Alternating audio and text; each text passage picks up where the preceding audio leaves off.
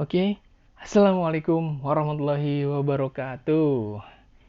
Ya, terima kasih saya ucapkan kepada teman-teman dan juga Ibu Gladys yang telah memberikan kami space untuk berbicara mengangkat sebuah tema yang berkaitan dengan senyawa kompleks. Oke, oke. Saya Asai Faisal Faracarita, lupa untuk memperkenalkan diri ternyata. Long time no sih, Bu.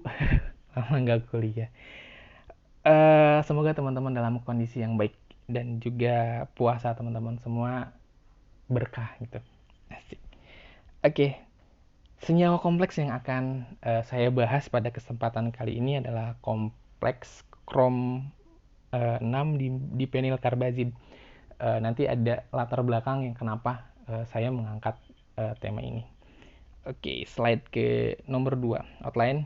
Sumber yang pertama akan sumber referensinya, pendahuluan, latar belakang, sumber dari kromium heksavalen, selanjutnya sintesis dari 1,5 dipenyl karbazid dan sintesis dari kompleks krom dipenyl karbazid.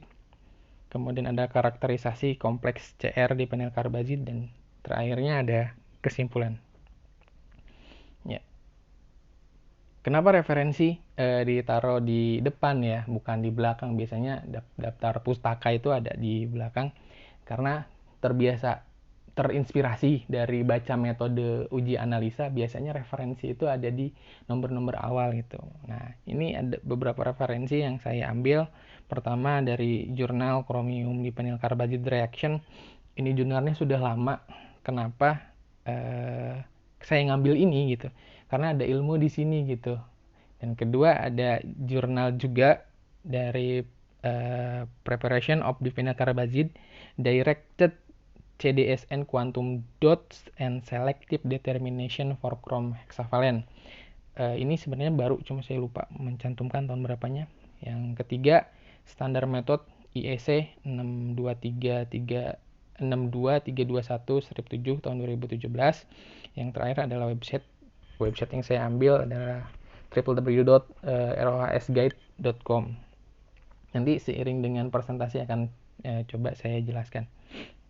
Selanjutnya adalah pendahuluan. Nah, tadi judulnya adalah CR6 dipenyl karbazid. Nah, sebelum saya membahas lebih jauh lagi, apabila ada kesalahan, mohon untuk dikoreksi, khususnya untuk Ibu Gladys mohon maaf apabila ada kesalahan, di notice aja Bu gitu. Khususnya untuk penamaan, karena ada beberapa yang bilang CR dipenyl karbazon dan CR dipenyl karbazid gitu. Menurut saya sih dipenyl karbazid karena memang senyawanya adalah karbazid gitu kan. Oke, pendahuluannya ada lagi nih. Dari mana sih CR6 dipenyl karbazid kompleks itu terbentuk? Nah,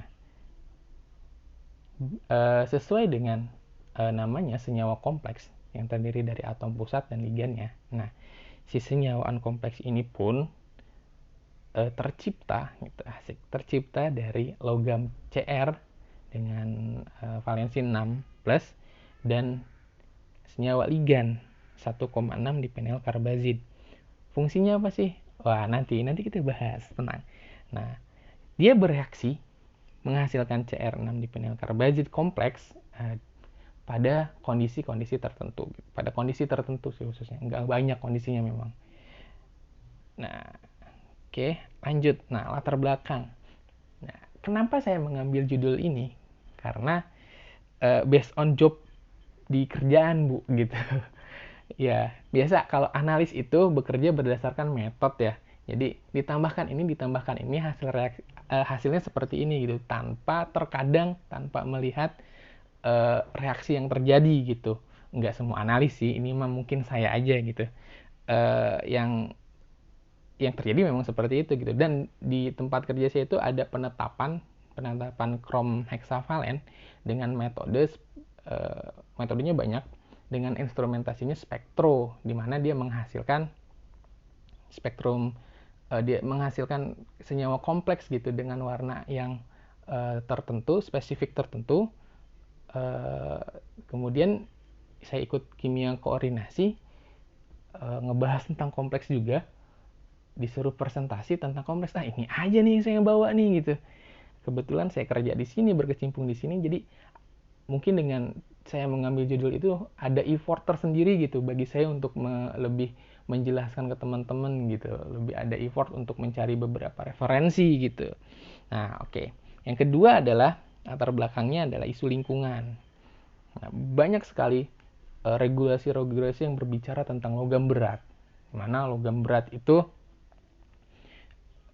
contohnya adalah lead, Pb ya, Pb, Cd, merkuri, kemudian krom heksavalen dan senyawa-senyawa organik lainnya. Ada flame retardant seperti polybiphenyl PBB, PBDE gitu, ada ftalat juga gitu, dan senyawa-senyawa lainnya. Nah, ini beberapa isu lingkungan yang akan saya paparkan di kesempatan kali ini adalah yang pertama ada RHS. RHS merupakan kepanjangan dari resistive of hazardous substance. Jadi substan yang sangat resisten dan berbahaya gitu. Dan salah satunya adalah krom heksavalen itu tersendiri gitu. Nah, ROHS itu apa sih? ROHS itu merupakan sebuah regulasi yang dikeluarkan oleh Uni Eropa. Sebenarnya sudah lama, sekitaran tahun 2000-an, 2011 mungkin atau mungkin lebih awal lagi gitu. Di mana sekarang sudah nyampe ROHS 2 apa 3 gitu. Dengan updating standar juga banyak sekali gitu. Nah, di dalam regulasi ROHS ini ada krom yang nggak boleh ada. Bukan nggak boleh ada ya. Boleh ada, tetapi ada maksimumnya 1000 ppm. Memang besar. Kenapa besar? Karena ROHS ini skupnya untuk electronical product. Jadi skupnya untuk electronical or industrial electric product gitu. Jadi nggak untuk dimakan gitu, otomatis adanya di produk gitu, dikhawatirkan adanya di produk. Ujung-ujungnya apa? Ujung-ujungnya dari regulasi ROHS ini adalah limbahnya. Jadi ketika produk elektronik dibuat dan dia tidak boleh ada logam beratnya, nah otomatis lama kelamaan seiring berjalannya waktu elektronik pun akan dibuang. Beda halnya untuk di recycle, tetapi kan ujung-ujungnya juga dibuang jadi sampah gitu kan. Nah, senyawa-senyawaan resisten ini dia bisa terlarut di dalam air, terbawa di dalam air, tetapi dia tidak hilang, tidak terdegradasi. Dia akan based on formnya gitu. Krom ya krom, itu krom heksavalen, itu Pb ya Pb, dia akan masuk ke dalam aliran air, ke dalam lingkungan, dan kemudian bisa dikonsumsi sama makhluk hidup kayak ikan atau burung, sapi, dan dia tetap terakumulasi di dalam badannya gitu. Nah, sehingga si kromnya, si unsur-unsur berbahayanya ini masuk ke dalam rantai makanan, dan kita selaku rantai makanan tertinggi ya manusia gitu kan, bisa terakumulasi dengan krom heksavalen ini, dan ujung-ujungnya karena dia bersifat karsinogenik, dia bisa mengakibatkan kanker gitu. Nah, selain ROHS juga ini ada beberapa regulasi keputusan Menteri Lingkungan Hidup, dan juga ada nah ini nih regulasi BPOM tentang kemasan pangan, kemasan kontak pangan. Nah, bahkan di kemasan pangan pun ada regulasi tentang kromium heksavalen gitu, bahwasanya otomatis kadarnya berbeda dong. Nah, kalau di lingkungan karena dia tidak masuk ke dalam tubuh, karena dia cuma ada di di siklus makanan gitu, kadarnya juga bisa besar gitu. Limit yang diperbolehkan. Sedangkan kalau untuk hal-hal yang berkaitan dengan kita makan, itu kayak kemasan, takut termigrasi ke makanannya gitu kan ya. Jadi kayak kemasan bakso ada styrofoamnya. Kalau styrofoamnya ada kromnya, takutnya ketika si styrofoam diisi sama bakso, kuah bakso kayak gitu, nah si kromnya itu akan melarut ke kuah baksonya dan dimakan oleh kita. Semoga tidak membatalkan puasa. Oke. Dan yang di atas itu baku mutu limbah cair untuk industri pelapis logam. Nah, itu latar belakang kenapa hal ini ingin saya angkat gitu, dan ingin saya bahas bersama teman-teman gitu. Semoga ini bisa menjadi tambahan wawasan itu buat teman-teman semua. Oke, ini saya ada video dari CNN. Chromium-6 is a Nah, heavy metal and a carcinogen. It's rarely found in nature. Instead, it's created by various industrial processes.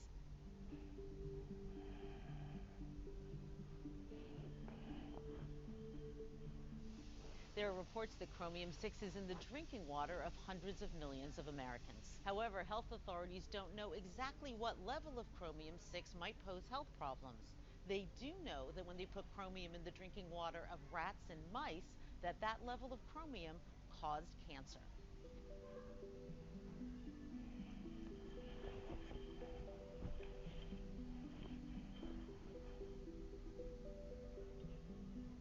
Scientists who study chromium-6 say they're concerned about even very low levels of exposure to chromium-6 when it's a child or an infant or a developing fetus.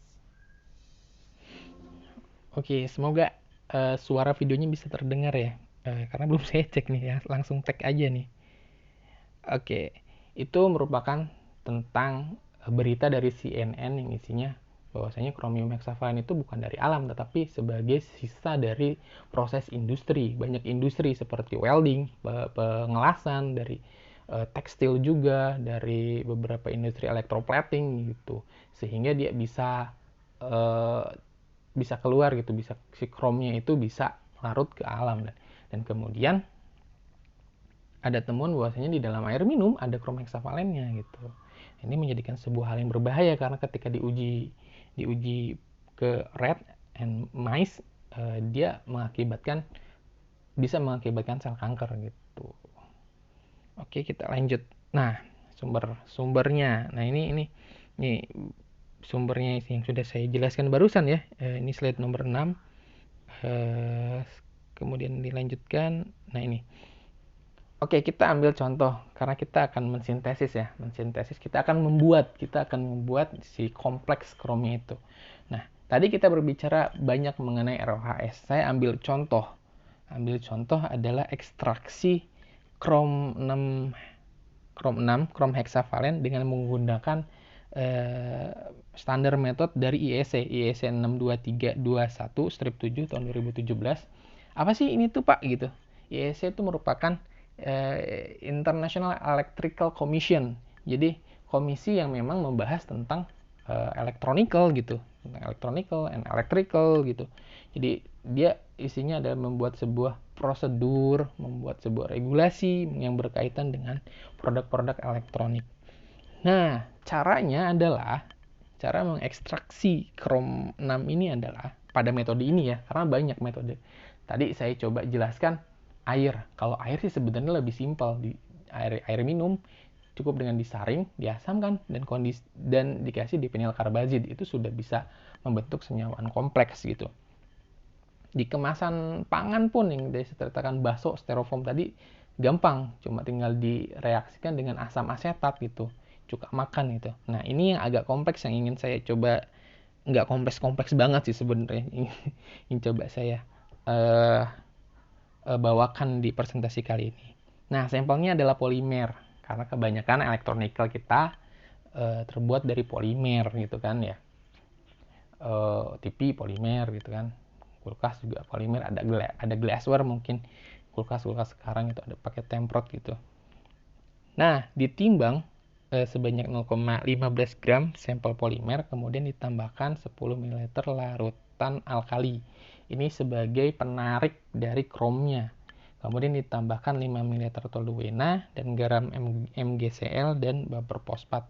Di mana kondisi baper fosfatnya itu untuk mempertahankan pH dan MgCl-nya pun sama untuk mempertahankan pH-nya juga gitu. Ini kan di garam ya.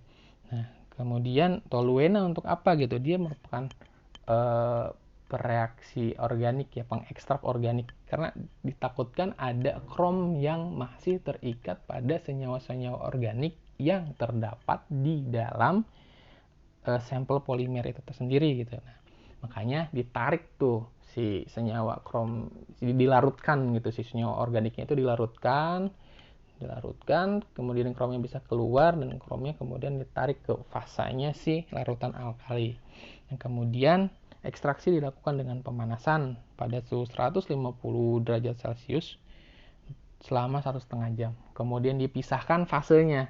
Kan berarti ada fase organik toluene itu sendiri dan ada fase air. Fase airnya itu didapat dari larutan alkalinya itu. Nah, fase organiknya dibuang karena dianggap nggak bakalan ada di sana nih kromnya gitu kan. Nah, sedangkan fase airnya kemudian disaring dan ekstrak ini direaksikan dengan dipenyl karbazid. Nah, nanti step selanjutnya kita akan membahas kondisi pengkomplekskannya seperti apa. Yang kedua adalah sintesis 1,5 dipenyl karbazid. Ini merupakan ligannya gitu. Nah, dipenyl karbazid itu didapat dari mana sih? Ya, secara sederhananya dipenyl karbazid ini didapatkan dari supplier. Dari supplier karena ya ini kenapa alasan saya memakai referensi tahun 1956 ya, karena biasanya referensi-referensi sekarang ini kebanyakan bilangnya kayak gitu kalau dipenyl karbazid itu dibuat ya diambil dari merek gitu, dari pabrikan-pabrikan pembuat reagen kayak gitu. Jadi makanya saya bingung. Ada pun mungkin beberapa senyawa yang nggak, ada beberapa artikel atau jurnal yang membahas tentang sintesis dan karakterisasi dari dipenyl karbazid ini, cuma berbayar ya dan nggak bisa diakses pakai SCI Hub juga gitu. Susah. Jadi saya coba nyari beberapa lagi, mengubek-ubek lagi referensi, ternyata dapat nih. Ternyata si dipenyl karbazidnya itu dihasilkan dari kondensasi urea dengan penilhidrazin pada suhu 155 derajat Celcius, di mana nanti ujung-ujungnya nanti berbentuk serbuk si ininya, kondensatnya serbuk putih dengan titik leleh sekitar 170 derajat Celcius. Nah, ini karakterisasinya bisa menggunakan FTIR nih. Ada dua spektrogram, dua kromatogram dari FTIR. Nah, biasanya FTIR yang dipergunakan itu kan banyak ya tipenya. Nah, salah satunya ingin saya coba jelaskan adalah FTIR yang ada di sebelah kiri bawah ini. Dia ATR ini simple nih. Saya bukan sales ya, tapi ini yang saya ada di tempat kerja gitu. Ini FTIR-nya simple banget, hand carry, dia connect to netbook juga gampang, tapi cukup powerful gitu. Nah, jadi si sampelnya itu kan biasanya kalau kita mau kerja FTIR itu kan dibikin pelet ya, dibikin kayak kepingan HBR gitu kan, kayak kepingan gitu. Kalau ini enggak, kalau ini cukup dengan menaburkan, kalau dia sampelnya padatan, cukup ditaruh tuh di lempeng yang berwarna silver, yang berwarna peraknya itu cukup ditaruh, kemudian dijepit sama penjepitnya. Itu sampling ATR kalau nggak salah, namanya itu ATR. Jadi kalau nanti sampelnya cairan, ada lagi samplernya gitu. Nah, itu sangat simpel. Nah, ini spektrogram yang kromatogram yang spektral ya. Spektral yang didapat gitu. Spektral yang didapat seperti ini. Tuh, ini bisa mengindikasikan bahwasanya dipenyl karbazid yang dihasilkan benar-benar dipenyl karbazid. Ada juga beberapa cara, mungkin kalau di sini ada statement terbentuknya serbuk putih dengan titik leleh. Nah, ada beberapa instrumentasi analisa khusus untuk karakterisasi, dia bisa menentukan berdasarkan titik lelehnya. Jadi saya lupa alatnya apa gitu, thermal apa, mungkin teman-teman tahu ya. Jadi dipanaskan pada suhu sekian, suhu 170 itu dia benar-benar meleleh gitu. Ada fasenya, kebaca di grafiknya gitu. Nah, mungkin itu jadi referensi selanjutnya.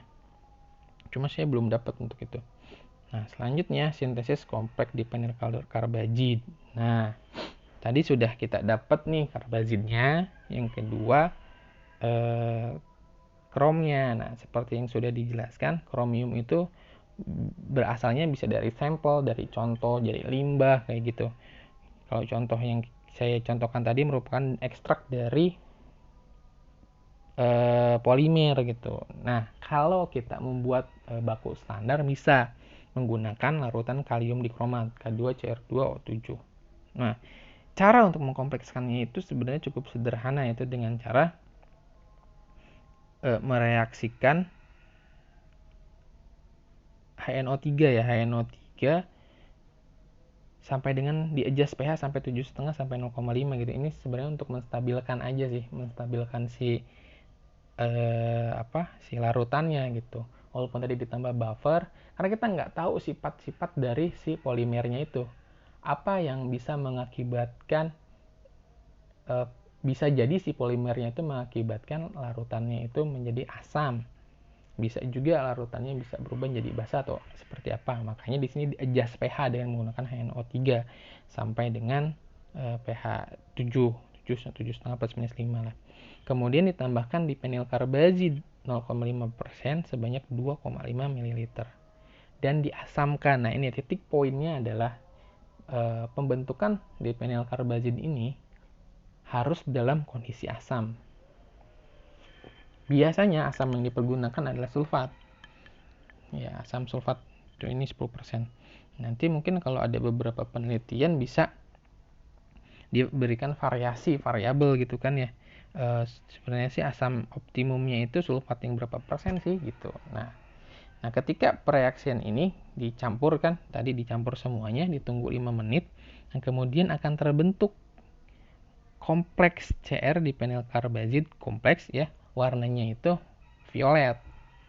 Ini spesifik violet gitu, di mana di slide 10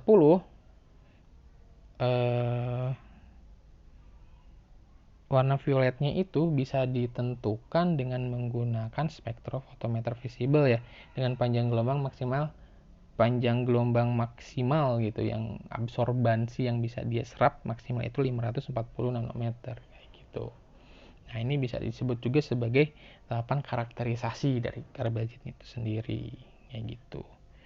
Udah selesai ini kesimpulannya. Jadi dipenyl karbazid itu dipergunakan sebagai ligan pengkompleks pada penetapan kadar kromium heksapalen.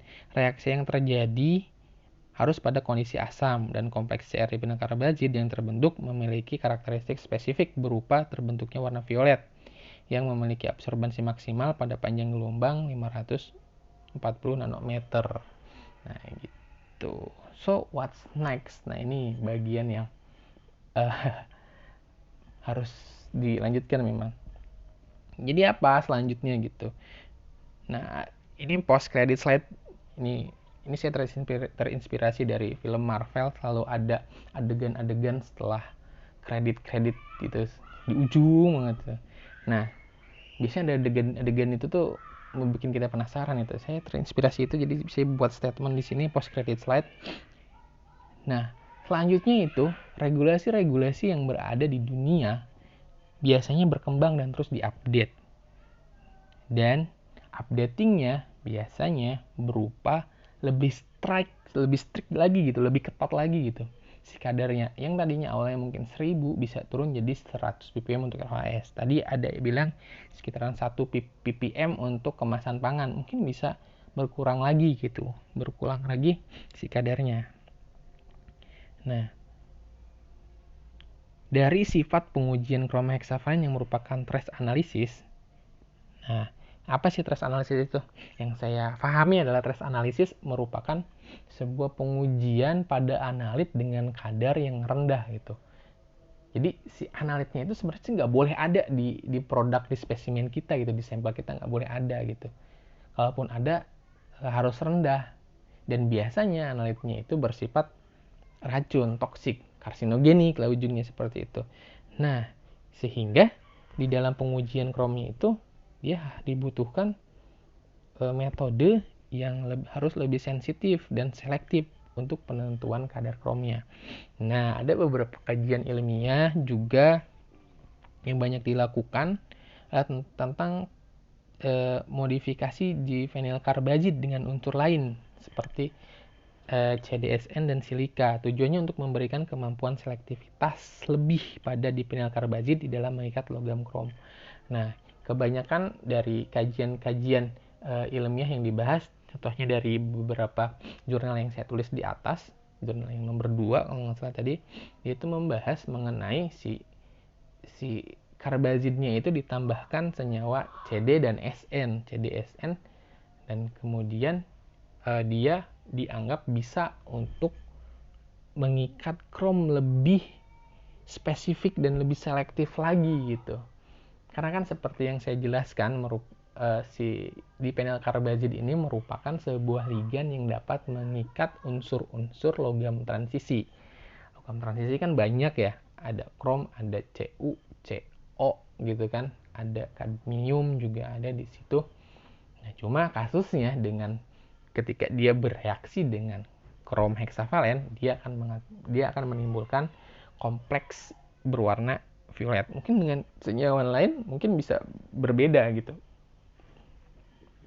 Nah, dari hal ini merupakan kajian lanjutan yang memang sebenarnya patut untuk dibahas gitu. Oke, sekian, terima kasih atas kesempatan yang diberikan.